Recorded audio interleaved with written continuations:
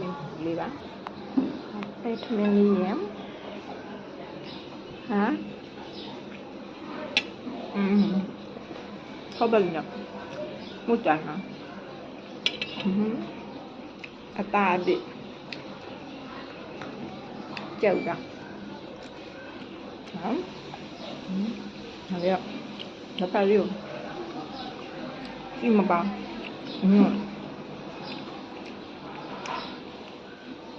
ညလေးဒီနဲ့ထားတယ်ဖန်ညနဲ့လေးရဗီတာမင်ရကြောက်တာလေးရဖတ်တာပါအောင်